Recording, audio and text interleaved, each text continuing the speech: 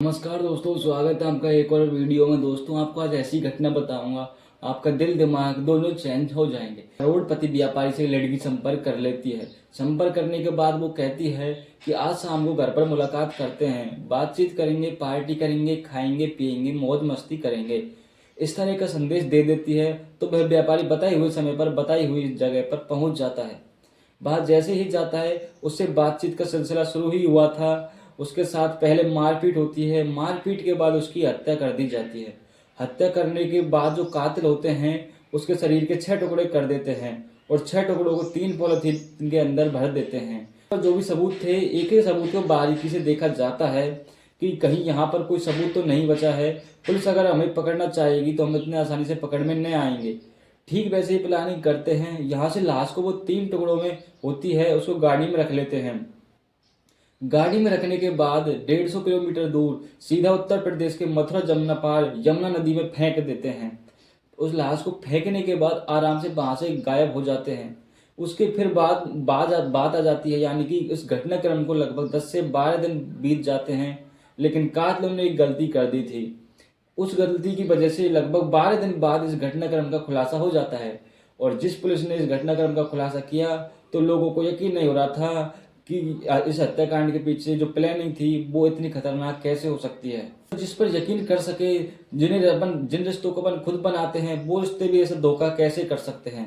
नमस्कार दोस्तों, मैं बात करता हूँ राजधानी दिल्ली का एक दक्षिणी पूर्व इलाका लगता है।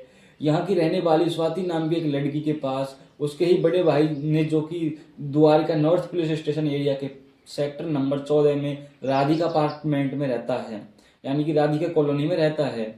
वहां पर रहने वाले अनूप कुमार गुप्ता, जिसकी उम्र लगभग 49 साल के आसपास की होती है, वो अपनी छोटी बहन को व्हाट्सएप पर मैसेज करते हैं और मैसेज करने के बाद उसमें लिखते हैं कि मैं गोवा घूमने के लिए जा रहा हूँ। अगले दिनों में कुछ आप मुझे परेशान मत करना। भाई अलग रहता है, बहन, पिताजी, माताजी जो उसके भाई है वह भी बिल्कुल अलग रहते हैं। बहन को ही संदेश दिया जाता है क्योंकि बहन ना तो माँ से बात करता, न ही अपने पिता से बात करता है, न ही अपने दोनों भाइयों से बात करता है, लेकिन बहन से वह हमेशा संपर्क में रहता है। बहन ने जब यह देखा तो उसे बड़ा आश्चर्य हो रहा था। उसे मैसेज को देखकर बहुत ज्यादा हैरानी हो रही थी। उसके मन में कई तरह के सवाल उठ रहे थे। अचानक बहन ने जब स्टेटस चेक करना शुरू कर दिया तो स्टेटस चेक कर रही थी, तब देखती है क्या कि भैया ने गोवा जाने के फोटो लगाए हुए हैं। लेकिन फोटो को देखकर वो और ज्यादा हैरान हो जाती है। इसी बीच में वो अपनी मम्मी, पापा, भाई, उनके सबके पास जाती है। तो जाने के बाद वो मैसेज दिखाती है, कभी व्हाट्सएप पर स्टेटस दिखाती है, लेकिन इस बीच में भी उसने अपने भाई को कई बार कॉल करने की कोशिश की, लेकिन भाई का नंबर स्विच ऑफ बंद बता रहा था। यहाँ पर मैसेज भी दिया हुआ था कि मैं गोवा जा रहा हूँ घूमने के लिए, मुझे बिल्कुल भी परेशान मत कीजिए। लेकिन बहन के मन में परेशानी हो रही थी। उसे ऐसा आभास हो रहा था कि भाई के साथ कुछ न कुछ गलत हुआ है, बहन भी भयानक हुआ है। ऐसा कभी ना हो सकता। उसके अपने बड़े भाई, जिसका नाम होता है राहुल और दूसरे का नाम होता है पवन, राहुल और पवन से दोनों से संपर्क किया जाता है। उसने कहा कि भैया आपको पुलिस स्टेशन जाना चाहिए, भैया की गुमशुदगी की दर्ज करानी चाहिए, भैया के साथ कभी ऐसा नहीं हो सकता। तब बहन ने भाइयों के बार बार पूछने पर उसने बताया, ये एक तो भैया कभी हिंदी में मुझे बात नहीं करते हैं, यानी कि हमेशा जब भी वह मुझे मैसेज लिखते हैं तो वह अंग्रेजी में ही लिखते हैं, कभी भी हिंदी में मैसेज नहीं लिखते हैं। तो उन्होंने आज मुझे हिंदी में मैसेज कैसे लिख दिया, क्यों लिख दिया। दूसरा, जो अपने व्हाट्सएप पर स्टेटस लगाया हुआ है, उन्होंने अपना पुराना फोटो लगाया हुआ है, क्योंकि उसमें जो गाल पर तिल दिखाई दे रहा है उसका तो वो ऑपरेशन करा चुके हैं, वो अब तो मिट चुका है, वो है ही नहीं है। यदि वह अब भी फिलहाल गोवा में गए हुए होते तो नए फोटो लगाते जिसमें उनके चेहरे पर न तो तिल था, वो दिखाई तो दे नहीं रहा। जैसे ही भाइयों को यह बात सुनी, उनको भी होश उड़ जाते हैं, उनको भी ऐसा ही महसूस होने लगता है, जैसे लगता है कुछ कि बात तो सही है। फिर वह सीधा 23 फरवरी 2026 को नॉर्थ पुलिस स्टेशन द्वारिका पहुंच जाते हैं और वहां जाने के बाद यह पूरी कहानी सुनाते हैं। पुलिस इस मामले में गंभीरता से जांच करती है और उसको गंभीरता से ले लेती है। पुलिस उनके बारे में पूरी जानकारी जुटाती है और कहानी सुनती है। नाम होता है अनुरूप कुमार गुप्ता, जिसकी उम्र लगभग 49 साल के आसपास होती है। जो कारोबारी होता है, जो व्यापारी है, छत्तीसगढ़ राज्य सदन में उनकी अपनी कैंटीन की दुकान भी होती है, जहां से उनकी अच्छी खासी इनकम भी होती है। कई लोग उनके अंडर में काम भी करते हैं। पुलिस वालों ने इस मामले को गंभीरता से ले लिया। साथ ही जो डीएसपी होते हैं उसका नाम है अंकित। अंकित सिंह ने कहा कि इस मामले में कोई भी किसी भी प्रकार की लापरवाही नहीं कीजिए। इस मामले में ईमानदारी से जांच पड़ताल करो और जांच पड़ताल में जो भी दोषी पाया जाए, जो भी बात आए, तो मुझे हर बात की सूचना देते रहना। पुलिस वालों की कई टीम बनाई जाती है, टीम इसमें काम में जुट जाती है और जब काम में टीम जुटती है तब सबसे पहले प्रमुख पूछताछ कर रही थी। तो एक कार होती है जिसका नाम था स्लॉट्स, तो उस कार के बारे में पूछा जाता है। तो उसने कहा कि भैया एक बार कार का इस्तेमाल करते हैं वो दिखाई नहीं दे रही है, यानी कि वो एक कार होती है उसका इस्तेमाल करते हैं वो अब नहीं दिख रही है कि आखिरकार वो कार गई कहाँ। तब पुलिस ने यह सोचा कि अगर वो गोवा घूमने के लिए गया होगा तो हो सकता है उसने कोई ना कोई टोल जरूर पार किया होगा। इसलिए पुलिस ने NHAI से संपर्क किया। उसने पूछा कि यह गाड़ी किसी भी टोल पर पार हुई है क्या। तभी सबसे पहले पुलिस वाले जब इस मामले की जांच पड़ताल में जुट जाते हैं तो NHAI ने ये बताया कि यहाँ पर ये गाड़ी टोल पार तो हुई है, लेकिन उत्तर प्रदेश के मथुरा में इसने टोल पार किया है। यमुना एक्सप्रेस पर यह गुजरी है। जैसे ही पुलिस को वहां की सूचना मिलती है NHAI से संपर्क किया जाता है, उनसे पूछताछ की जाती है कि गाड़ी कब आती है कब जाती है। वो बताते हैं साहब यह गाड़ी जाती है और कुछ ही घंटों में वापस लौट के आ जाती है। पुलिस वालों ने अंदाजा लगाया कि ये मथुरा के वृंदावन में घूमने के लिए गए होंगे और वापस लौट कर आ जाते हैं, लेकिन ये जाकर तुरंत वापस लौट कर कैसे आ सकते हैं।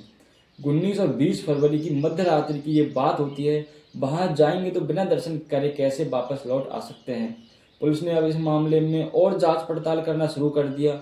जो इस व्यक्ति का मोबाइल होता है उसकी CDR निकलवाई जाती है, यानी कि कॉल हिस्ट्री निकलवाई जाती है। CDR निकलवाने के पीछे का मकसद यह था कि कौन कौन संपर्क में थे, किस किस से बात की जाती है, किससे ज़्यादा बातचीत की थी, किसके पास जाता था, हर चीज़ का पहलू की पुलिस अब इस जांच पड़ताल कर रही थी। तब एक नया नंबर था और उस नंबर पर जब पुलिस ने फ़ोन करती है, बातचीत करती है, तो वो कहता है कि साहब मैं रैपिडो राइडर हूँ और लोगों को एक स्थान से दूसरे स्थान तक पहुँचाने का काम करता हूँ। पुलिस वालों ने कहा कि आकर हमसे संपर्क करो, बातचीत करो, तुमसे कुछ पूछताछ करनी है। रैपिडो राइडर जब उनके पास पहुंचता है, उनसे बातचीत की जाती है, तो वो कहता है कि साहब हाँ मैंने इस व्यक्ति को अपने साथ लेकर गया हूँ और वो मटिया एक्सटेंशन B ब्लॉक मैंने उसे आदमी को छोड़ दिया है। और वह यह तारीख थी 18 फरवरी। यह 18 फरवरी से ही किसी ने उस व्यक्ति को नहीं देखा था और यह तारीख आ जाती है दोस्तों 23 फरवरी। आखिरकार पुलिस ने जब इस मामले में जांच पड़ताल करना शुरू किया है, पुलिस वाले उस राइडर को साथ लेकर जाते हैं मटियाला एक्सटेंशन में। वहां ले जाने के बाद उससे पूछते हैं कि तुमने कहाँ छोड़ा था। तो उसने B ब्लॉक में जाकर कहा कि मैंने उसको लास्ट वक्त यहाँ छोड़ दिया था। अब पुलिस ने जो आसपास के लगे हुए CCTV कैमरे थे, उन CCTV कैमरों के माध्यम से देखने की कोशिश की कि जहां भी CCTV कैमरे लगे हुए थे, हर एक छोटी से छोटी चीज, बारी से बारी चीज का भी देखा झोंका करने लगे कि कहीं से कोई तो सुराग मिले, कोई क्यों न मिले, कोई कुछ तो अपना सुराग मिल ही जाएगा। तो एक अपार्टमेंट में वो जाता दिखाई देता है एक कैमरे में। व्यापारी अब जा रहा था तो उसके पीछे 4 लोग और जा रहे थे, लेकिन उसमें से व्यापारी फिर निकलकर वापस नहीं आता। 4 जो व्यक्ति गए थे वो जाते भी है और वापस लौट कर भी आते हैं। यही संदिग्ध दिखाई दे रहे थे। इनमें से एक व्यक्ति ऐसा होता है वो बार बार जो स्कूटी का इस्तेमाल कर रहा था और जैसे स्कूटी का जो नंबर CCTV में कैद हो जाता है तो उस CCTV नंबर से कैद हुआ फोटो निकालते हैं। तो इस स्कूटी का जो रजिस्ट्रेशन नंबर था उस रजिस्ट्रेशन नंबर के आधार पर मोबाइल नंबर निकाला जाता है और मोबाइल नंबर के आधार पर ही आधार कार्ड यानी कि जो उसका मूल एड्रेस था इस गाड़ी वाले का उसको भी निकाला जाता है। उसका नाम होता है दोस्तों हैप्पी उर्फ सूरज। उम्र जिसकी 29 साल के आसपास होती है, यानी कि 29 साल के आसपास होती है, जो कि भोगा राम कॉलोनी हासी हरियाणा के रहने वाला होता है। पुलिस ने जाल बिछाया और जाल बिछाने के बाद इस हैप्पी नाम के व्यक्ति को पकड़ लिया। उससे जब बातचीत की जाती है, पूछताछ की जाती है, वो शुरुआत में दर दर की घुमाने की बात कर रहा था, पुलिस को पागल बनाने की फिराक में था। लेकिन पुलिस जब उससे सख्ती से पूछताछ करती है और पुलिस अपनी बात पर आ जाती है, ईमानदारी से काम करना शुरू कर दे, तो मरे हुए लोग को भी बोलने के लिए मंजूर कर देती है। वो तो खैर जिंदा था, अब उसने अपना बयान देना स्टार्ट कर दिया। अब हैप्पी ने जब अपना बोलना शुरू किया तो हैप्पी ने एक साथ ही एक सांस में, यानी कि लंबी सांस में कई नाम ले दिए। पहला नाम लेता है दोस्तों 21 साल की राखी का नाम लेता है। जो कि उत्तर प्रदेश की जिला देवरिया के कपार की रहने वाली होती है, जो कि इसकी लिविंग पार्टनर होती है। जो इसी जगह पर, जिस इलाके में जहाँ पर वो अंतिम बार देखा जाता है वो व्यापारी, उसी जगह की रहने वाली होती है, उसी जगह की वो लड़की रहती है। दोनों लिविंग पार्टनर होते हैं, एक साथ ही होते हैं। उसका नाम बलराम होता है, जो कि बहराइन गांव उसका लगता है। हरियाणा का रहने वाला होता है। भूपेंद्र नाम उसका होता है चौथा, जो रहने वाला होता है बाजीपुर सावोली का। उसका जिला लगता है दोस्तों सोनीपत। वो होता है पांचवा नाम। नीरज का नाम होता है और एक नाम उसका खुद का था। ये कुल मिलाकर 5 लोग थे। हैप्पी, राखी, बलराम, भूपेंद्र, नीरज और इनके बारे में जब पुलिस ने जानकारी जुटाई, उससे इनको सबको पुलिस ने बारी बारी से हिरासत में ले लिया, यानी कि उसको पकड़ लिया। नीरज पुलिस के हत्थे नहीं चढ़ा था। पुलिस ने इन सबको पकड़ रखा था और सबको पकड़ने के बाद पूछताछ करना शुरू कर दिया। तो हैप्पी ने तोते की तरह अपनी कहानी बनाना शुरू कर दिया और कहना भी शुरू कर दिया। वो कहता है कि साहब, 1 साल पहले उसकी छत्तीसगढ़ सदन कैंटीन में मुलाकात हुई थी। जब पहली बार मुलाकात हुई थी तो मैंने उसे देखकर बड़ा हैरान हो जाता हूँ, क्योंकि उसने अपने हाथों की एक अंगुलियों में अंगूठी पहनी हुई थी, साथ ही उसने ब्रेसलेट पहने हुए थे और ब्रेसलेट के साथ साथ उसने सोने की मोटी चेन भी पहन रखी थी। दोस्तों, पहली बार मैं उसे देखा और देखने के बाद उससे एक सवाल किया कि भैया, तुम कितने पैसे वाले हो, कितना सोना पहने हो। उसने हंसते हुए कहा कि इस सवाल को तो मुझसे बहुत सारे लोग पूछ चुके हैं, आपको क्या बताऊं मैं। उसने कहा, भैया मैं तो बस यूं ही जानना चाह रहा था। हैप्पी ने जब अनुरूप से यह बात पूछी तो उसने कहा कि करीब करीब 25 तोला सोना होगा, या उससे भी अधिक ज्यादा सोना हो सकता है। 25 तोला से कम नहीं होगा, वो भी बिल्कुल प्योर सोना है। इस तरीके की जब बात की जाती है, दोनों की पहली मुलाकात होती है, दोनों की बातचीत शुरू हो जाती है, दोस्ती भी शुरू हो जाती है और दोस्ती धीरे धीरे आगे बढ़ना शुरू हो जाती है। जब कभी मौका मिलता था तो वो कहीं पर भी पार्टी कर लेते थे, मिलते भी थे और पार्टी भी करते थे, बातचीत भी करते थे। जब यह पिछले 1 महीने से जनवरी 2026 से उसके दिमाग में हैप्पी की ये चलने लगता है कि जितना भी इसके पास सोना पहना हुआ है वो चाहिए, क्योंकि यह करोड़पति है, इसके पास पैसे की कोई कमी नहीं है, पैसा भी चाहिए। वो अपनी लिविंग पार्टनर से संपर्क करता है, उससे बातचीत करता है, उससे कहता है कि किसी तरकीब से इसको यहाँ हमारे कमरे पर बुलाते हैं, और कमरे पर बुलाने के बाद उसके बाद फिर आगे मैं देख लूंगा। ठीक वैसा ही होता है। एक तारीख तय हो जाती है और तारीख थी 18 फरवरी 2026। शाम के समय की पार्टी रखने की बात हो जाती है। जब अपने अपने काम से बिल्कुल फ्री हो जाए उसको बुलाया जाता है, वो मौके पर पहुंच जाता है। व्यापारी मटेरिया एक्सप्रेस टेंशन बी ब्लॉक में रैपिडो जाकर तैयार करता है और रैपिडो से राइडर होकर आ जाता है। उसके माध्यम से उसकी अपनी कार वहीं छोड़ देता है जहां पर वो कैंटीन चलाता है। और जब उसको देखते हैं यह लोग तो एकदम से गुस्सा हो जाते हैं। गुस्सा इसलिए हो जाते हैं क्योंकि उसने अपनी हाथों में एक भी अंगूठी नहीं पहनी थी, उसने अपने हाथों में ब्रेसलेट भी नहीं पहना था, उसने अपने सोने की चेन भी नहीं पहनी थी, और वो अपनी कार को कैंटीन में छोड़ के आ गया और सिंपल बेस में आ जाता है। क्यों? वो कहता है कि कहीं ऐसा ना हो कि वो निकल जाए, रात में कोई देखेगा तो क्या कहेगा, मैं इसलिए बिना गाड़ी के आ गया हूँ रैपिडो से। तो यह बात भी उन्हें बहुत ज्यादा खराब लगती है। अब उसको कुर्सी से बांध दिया जाता है, खूब पीटा जाता है। पीटने के बाद उससे कहते हैं, कहाँ है तुम्हारी सोने की सवारी, यानी सारी अंगूठियां, कहाँ है तुम्हारा 25 तोला सोना। वो जब बार बार पिट रहा था तो वो आखिरकार टूट जाता है, और टूटने के बाद वो कहता है कि जो उसकी कैंटीन है, कैंटीन में ही वहां बेसमेंट में गाड़ी खड़ी हुई है, आप चाहो तो जाकर वहां देख सकते हो। बाकी कैंटीन में गाड़ी खड़ी हुई थी, साथ ही उसी कैंटीन के अंदर ही जो जितनी भी ज्वेलरी थी यानी कि सोना था वो वहीं पर रखी हुई थी।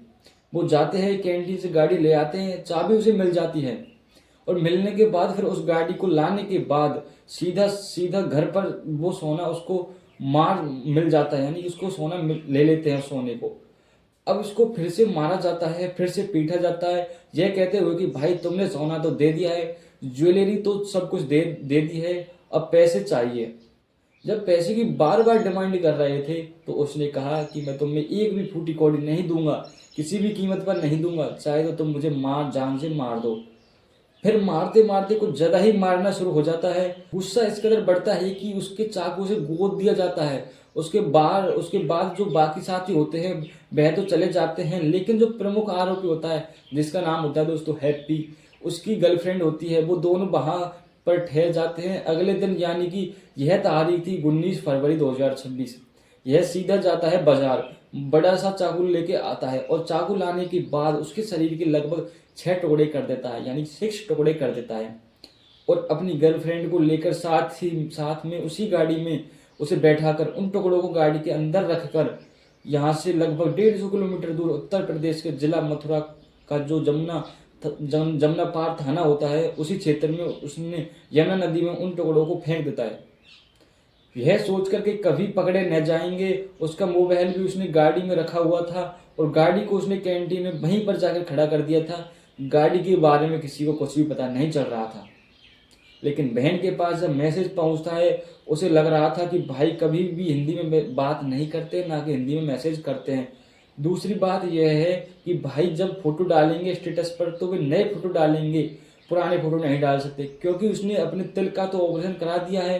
तिल अब चेहरे में हो ही नहीं सकता, कहाँ से आ रहा है, दिख ही नहीं रहा है। तो अब के वाले फोटो में तो दिखना चाहिए। इसका मतलब फोटो का पहला पुराना इस्तेमाल किया जा रहा है। बहन को शक हो जाता है फोटो के मामले में। बहन ने भाइयों से कहा और भाइयों ने पुलिस से कहा दिया और पुलिस ने इस घटनाक्रम का बड़ी ही खूबसूरती से खुलासा कर दिया और खुलासा करने के बाद आरोपी को गिरफ्तार कर लिया गया। दोनों फिलहाल अभी के सभी आरोपी गिरफ्तार करके जेल भेज दिए गए हैं। खबर पड़े जाने तक एक आरोपी था जिसका नीरज नाम होता है, उसकी गिरफ्तारी नहीं हुई थी दोस्तों। लेकिन जैसे ही घटनाक्रम का खुलासा होता है तो लोगों को यकीन ही नहीं हो रहा था कि हैप्पी ने पहले दोस्ती की और दोस्ती करने के बाद इतना भयानक रूप से कत्ल कर दिया, यानी कि सबसे बड़ा धोखा दे दिया कि हर कोई इस घटना को लेकर हैरान और परेशान हो जाता है। दोस्तों, इस पूरे घटनाक्रम को सुनाने का मेरा उद्देश्य आपको परेशान करना नहीं है, किसी का भी दिल दुखाना नहीं है, बल्कि आपको जागरूक कराना है, आपको सचेत कराना है, बताना है कि किसी पर भी एकदम से यकीन नहीं करना चाहिए, भरोसा नहीं करना चाहिए। जिस तरह से उसे हनी ट्रैप में फंसाया जाता है, ऐसी मीडिया रिपोर्टर में पता चलता है कि उन्हें हनी ट्रैप में फंसाने के बाद उसको बुलाया जाता है, उसको साथ लूटपाट करने की कोशिश की जाती है। और इन सब की उम्र 30 साल से ज़्यादा नहीं थी। किसी की 21 साल, किसी की 22 साल, किसी की 24 साल थी।